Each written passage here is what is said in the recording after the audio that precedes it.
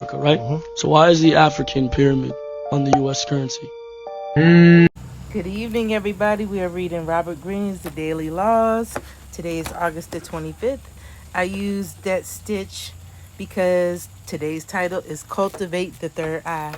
I'm cooking on the grill, as you see, so I'm doing it outside. In 401 BC, 10,000 Greek mercenary soldiers suddenly found themselves on the losing side of a battle. Trapped deep in the heart of Persia, they wandered through their camp bemoaning their fate. Among them was the writer Xenophon, who had gone along with the soldiers as a kind of roving reporter. Xenophon had studied philosophy as a student of Socrates. He believed in the supremacy of rational thinking, of seeing the entire picture, the general idea behind the fleeting appearances of daily life. One night he had a vision of how the Greeks could escape their trap and return home. He saw them moving swiftly and stealthily through Persia, sacrificing everything for speed. He saw them leaving right away, using the element of surprise to gain some distance. He thought ahead of the terrain, the route to take, the many enemies they would face, how they could help and use citizens who revolted against the Persians. In the space of a few hours, he had conjured up the details of the retreat, all inspired by his overall vision of their fast zigzag route to the Mediterranean and home. Although he had no military experience, his vision was so complete and he communicated with such confidence that the soldiers nominated him as their de facto leader.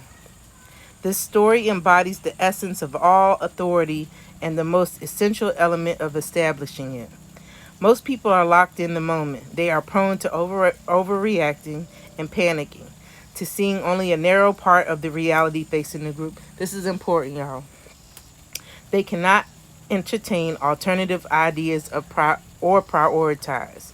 Those who maintain their presence of mind and elevate their perspective above the moment tap into the visionary powers of the human mind and cultivate their third eye for unseen forces and trends.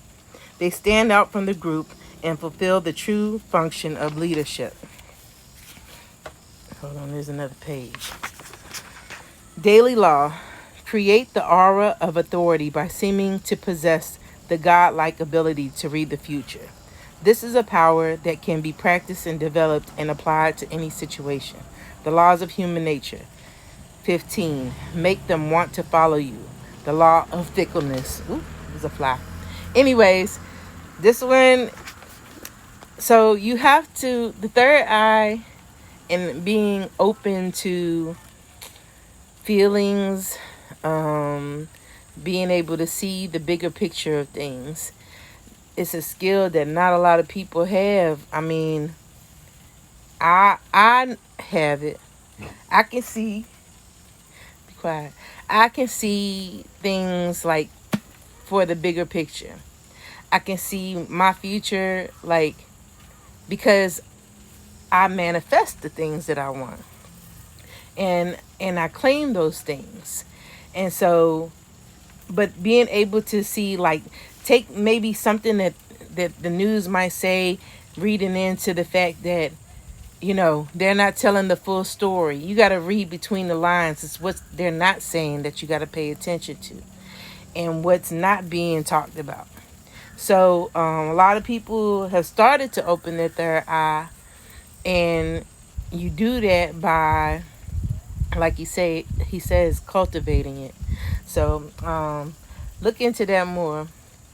Try to see what people are not saying, and when you dream, you gotta dream big and focus on the things that you want.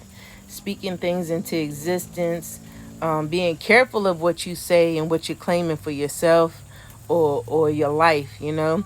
If you say you're sick, that's what you're gonna be. If you're always complaining, oh, I don't feel good, this is wrong, that's what you're gonna be, you know. If you claim wealth, like I have a video talking about Bob Marley talking about what's wealth. Wealth is life. Wealth is living. Wealth is being happy with what you have, you know.